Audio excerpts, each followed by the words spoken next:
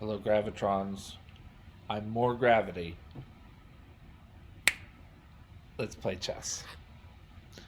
I'll be listening to some tunes as I play today. Uh, my main, well, one of my main lists. Looks like we got this is my main rap list. Songs that I know very well.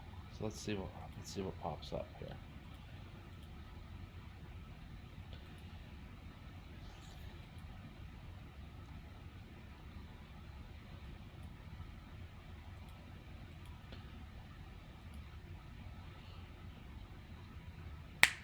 I don't want to be a player no more.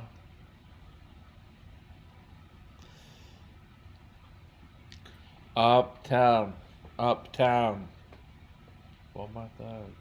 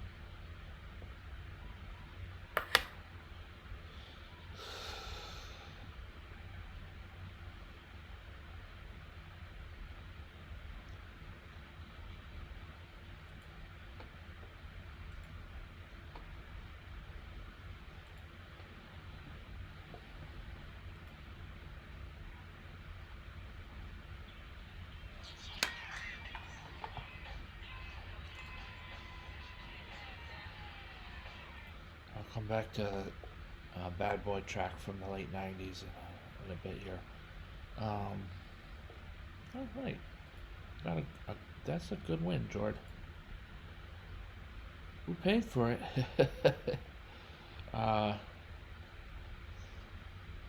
even know all these games.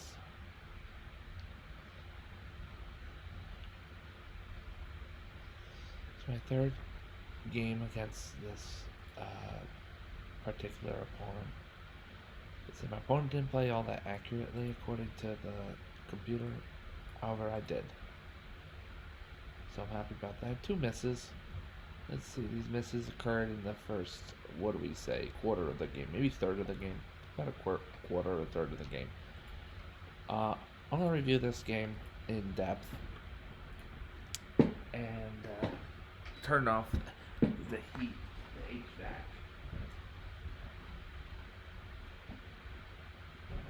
And I think you'll be able to hear me, hear my voice a little bit better. And that's gonna be it. Well, I'm gonna review this game, and that's it for today's session. You know what we'll do? Actually, we'll put Puff Daddy and the family on a reasonably low volume. That way, I'll remember to play. It's All About the Benjamins or something similar when I'm in the car. Something similar. There are 2 versions. Yeah, there's the rock version with Rob Zombie, and there's the version that was part of the album Puff Daddy and the Family, No Way Out.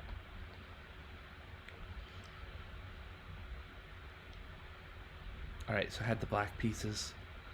Symmetrical King's Pawn open. My opponent pushed us into the King's Gambit, and I declined with Knight to C6. Pawn to D6. This is a sort of both classical ways of declining together. If you're going to decline the King's Gambit, the 2 main ways are D6 or Knight to C6, and I did both. What's about this? I usually decline the King's Gambit. And remember, I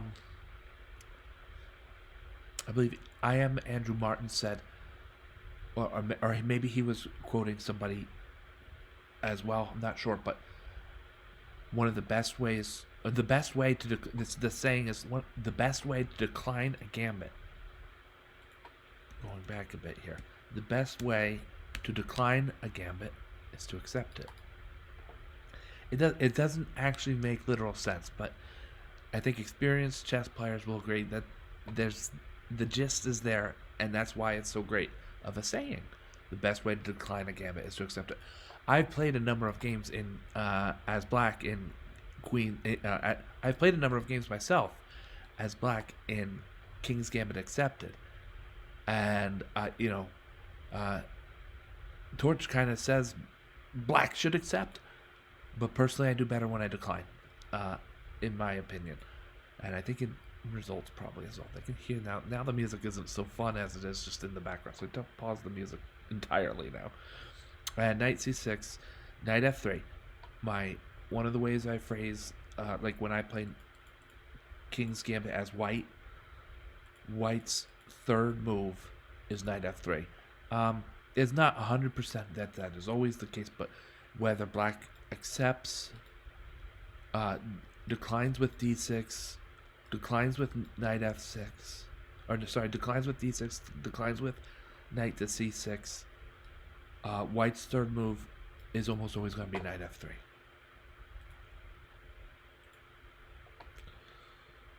So a few moves later, see one of my 2 misses was Bishop G4 here. I believe Torch and the evaluating engine are pointing to the fact that I'm continuing to decline to capture the gambited pawn. You see, this is best move, and I'm playing.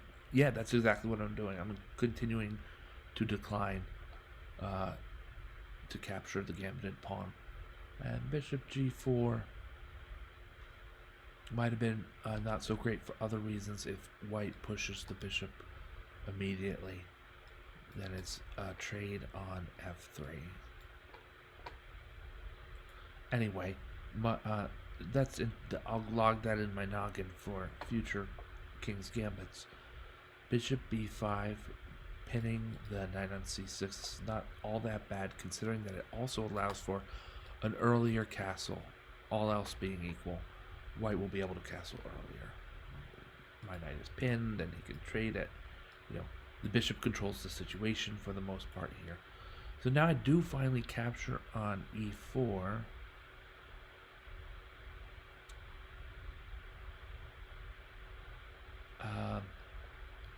I thought some of the groundwork had been laid for.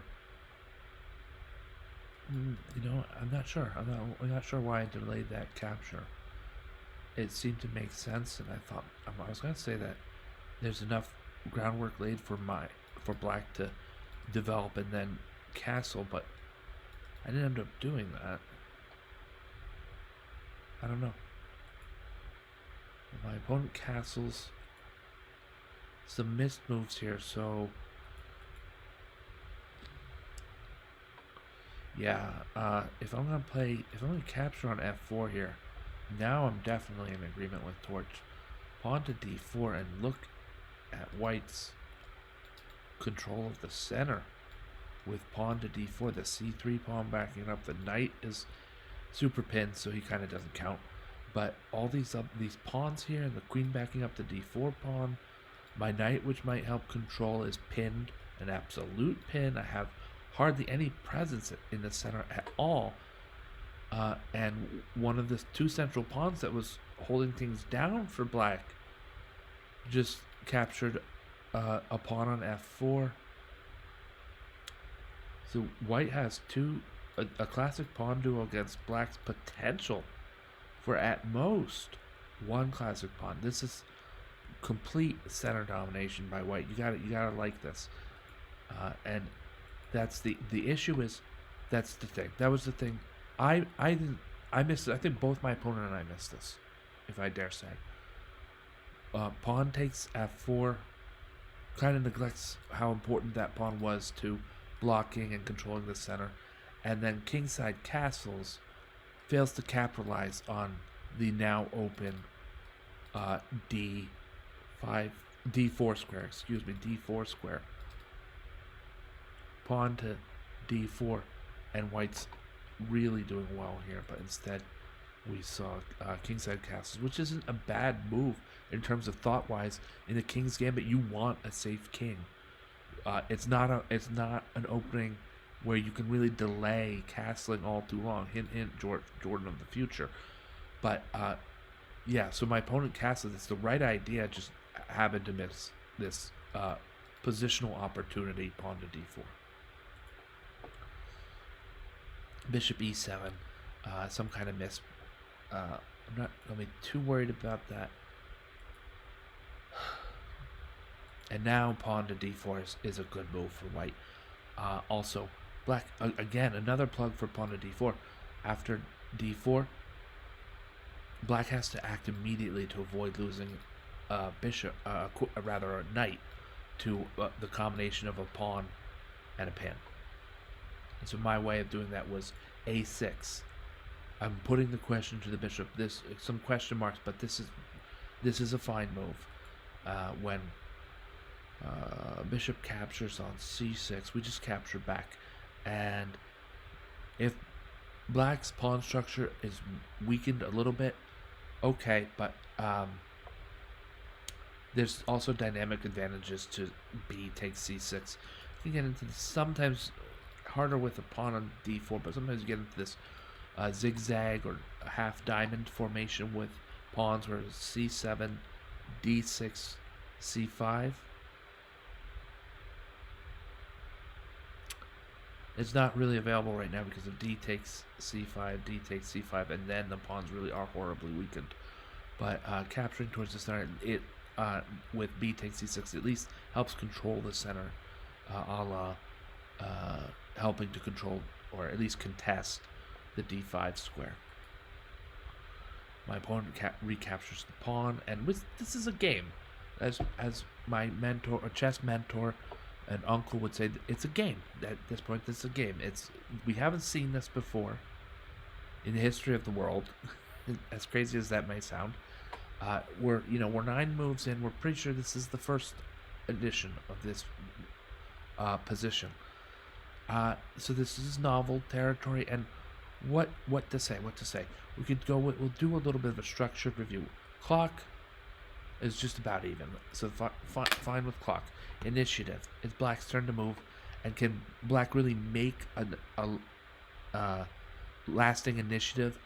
Not sure. Probably not, but it is Black's turn to move, so maybe a very slight edge to Black in initiative. Space, White. Look at White's control of space. This is fantastic. Black's control of space is not. It doesn't even. It's hardly helping. So White has a strong advantage in space. King safety. We're gonna say White. White is safer. Black can knight f6 and then castle, and so that's kind of not so bad. But then White is safe because the challenging diagonal is controlled so very well, and that he has a square to go to on h1. Okay, so White has a slight edge in king safety. Material, as we see, is dead even. And mobility. I'll clear the screen. Mobility.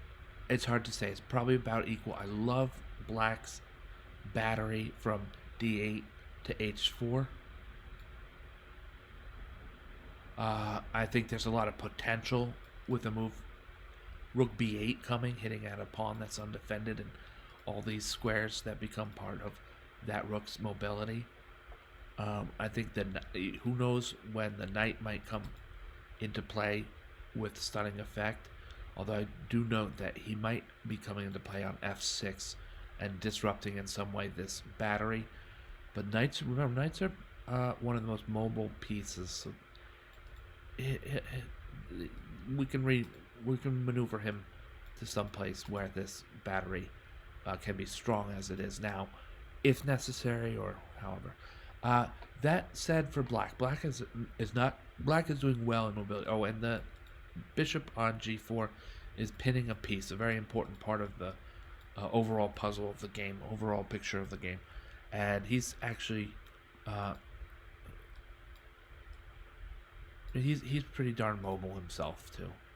So Black's doing well in terms of mobility. Now, how about White? White needs to get this knight developed, and then scurry his queen away from being pinned, and then that makes Black have to think about what Black's doing about the bishop on g4. And White has excellent mobility otherwise. This bishop on f4 is mobile, and when I say mobility, usually I mean mobility. Sometimes I just mean piece quality. There's not much to say. Sometimes an immobile piece is quality, so I'll usually consider that as well. Like a tall pawn. Imagine that we have this pawn chain here on b2, c3, and d4. Now let's just imagine that this pawn on f4 was where the pawn on c3 is. He's a tall pawn, but he's an excellent tall pawn. He's protecting a pawn. And he has spaces to which he may go, spaces to which he may move in both directions. He's not as mobile as a bishop could be. He's not horrible, but he's not all that mobile. He's still very high in piece quality. By protecting d4, he frees up the queen or the knight. By protecting b2, he scares down a move that, with a tempo of initiative, Black could seize most of the b file. Right, Rook b8, and then the pawn would have to move, and then it'd be Black's turn again. So by protecting b2, this imaginary bishop on c3 isn't extremely mobile, but is of moderate to high piece quality. So that's what I usually mean by mobility is mobility, but I will continue to include piece quality as well. All right. I forgot where we were. Yeah, the main idea here is j'ai oublié. The main idea here is that white has one issue to solve, and then will have connected major pieces. Really, not the rooks don't have to connect. It's more about connecting your major pieces. But so something about white move quality. Mobility about equal, pretty much white and black. I think I give the slight edge to white, slight edge to white, and I think if we add up those 6 criteria that I mentioned, at this point 2 in favor of white, I'm pretty much on board with that. This is a darn close to even chess game, and maybe white has a slight edge. So, sort of in keeping with that, I decide to rustle some feathers, change the tenor of the game. After pawn to g5, we're going to see a bit of fireworks. And I believe bishop to g3 might not have been best. Probably bishop is going back to the e3 square. Yeah, bishop e3. Almost at that tall pawn idea. Bishop e3 is good. It just keeps the pressure on this pawn that I've weakened my kingside pawn structure to get this more or less pot shot at white's dark squared bishop, but at e3, controlling the center so very well, still on the board, and it's not going to be, white is not going to become victim to the folly that I believe I lay on with h5. And then after h3, h4. And black is just barreling down the board here. This is going to turn into an attacking game. Now, bishop to f2, helping to protect the king and the d4 pawn is good, but black has other options to drop back to h5 and keep an attacking piece, a pinning piece, still within the milieu. When then white plays queen d3, black follows with g4, a swap of pawns on g4, and we've stripped white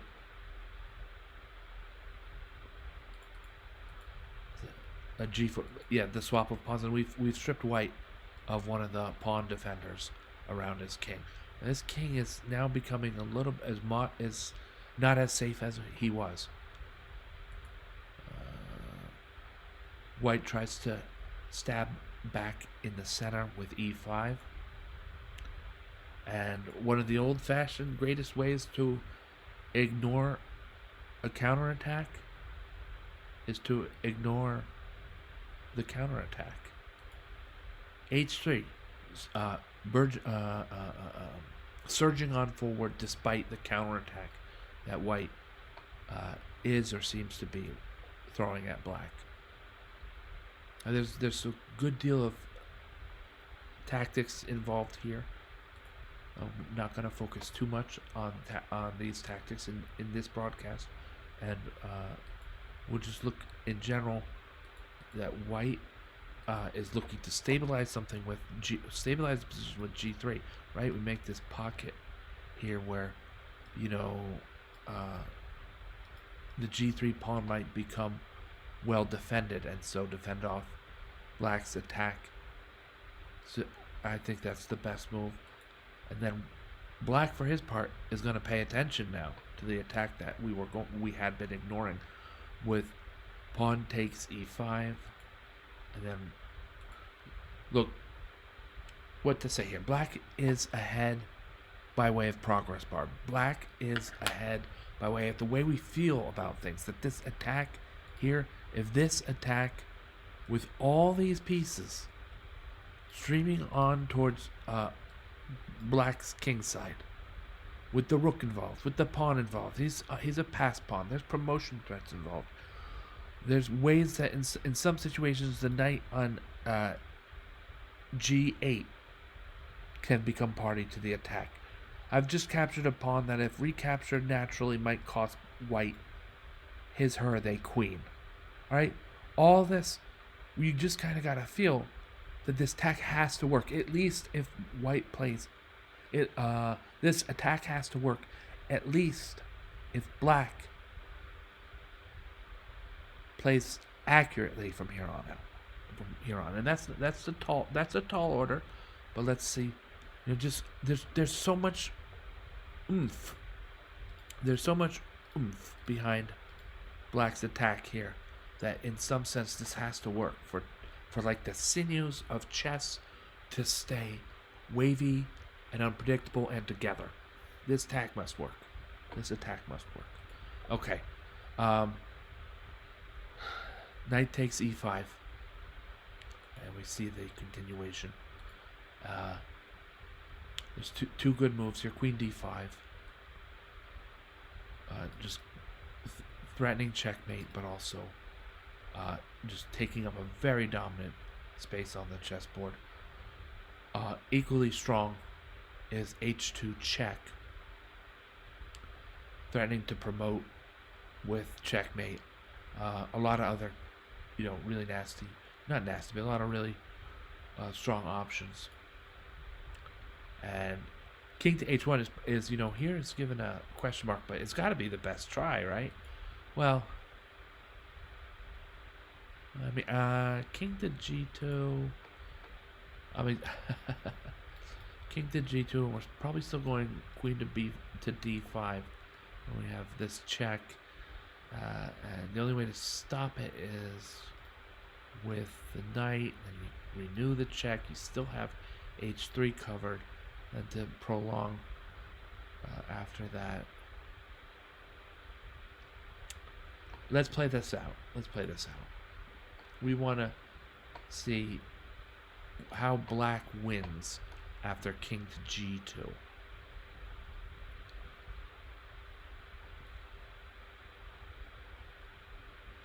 Yeah, so I think one of the themes we're going to focus on in this tactic is taking control of the h1 square to help control some of the variations that would otherwise be difficult for black to prove the win. So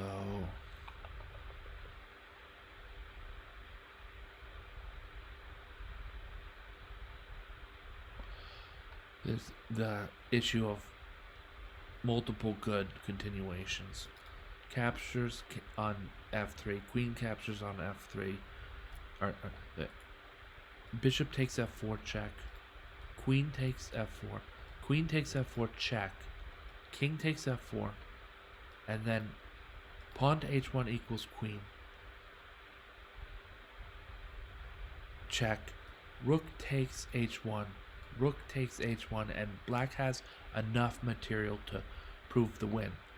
I'm wondering if there's something a bit more fancy than that, a bit stronger, even still, with bishop to h3, king takes h2, or king to h1.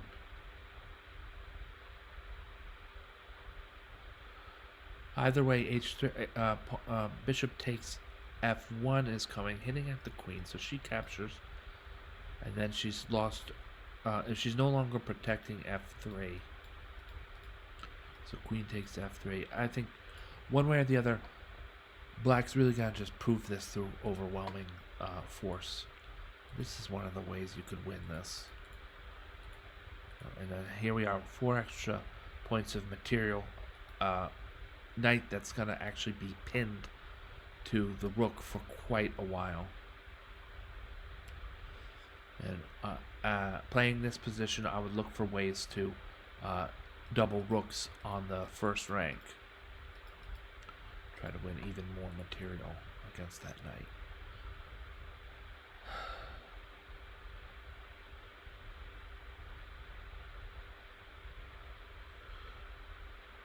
I'd say maybe that's not really open right now. Does castling help black? Yeah. A good castle in.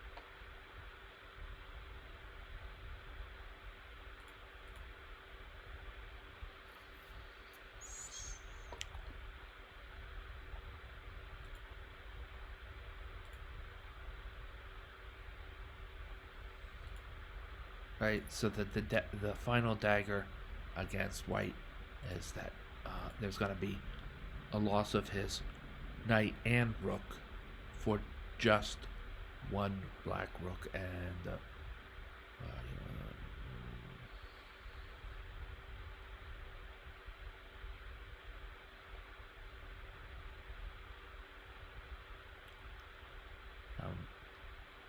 debating, pondering a type of endgame sacrifice.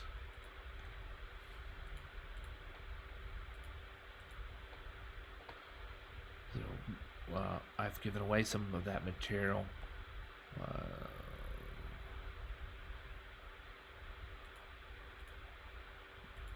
Black has this, and the end game is completely winning for black.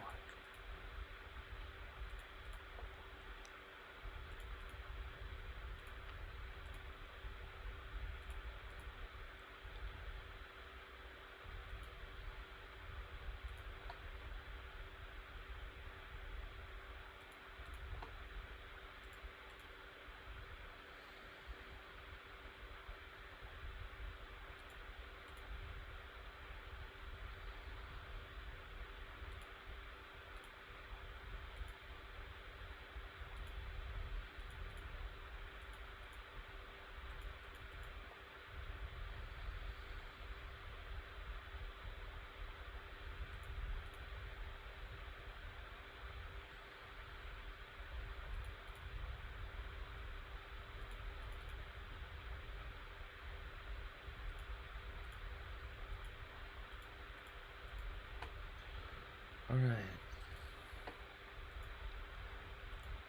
So now we're gonna go back to the sort of the game. I could sometimes call it the spawning game, or the. I had another word for it.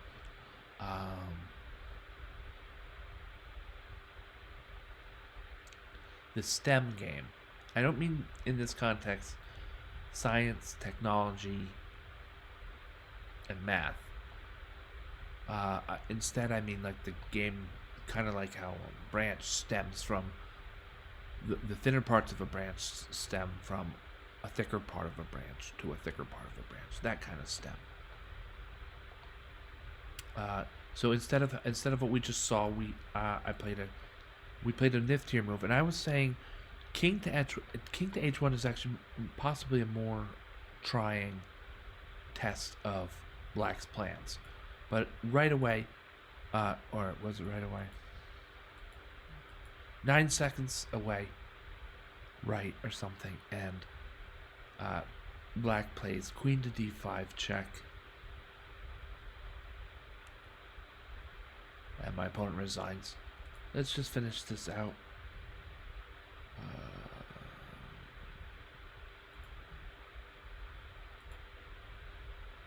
It's a mate in 2. We might have calculated by now, but just to show it on the board to be completely clear. Bishop takes f3 check. Queen takes f3 checkmate. All right.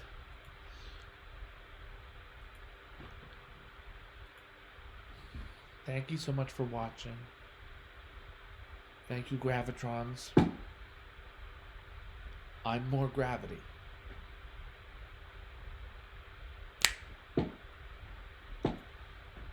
Have a great night.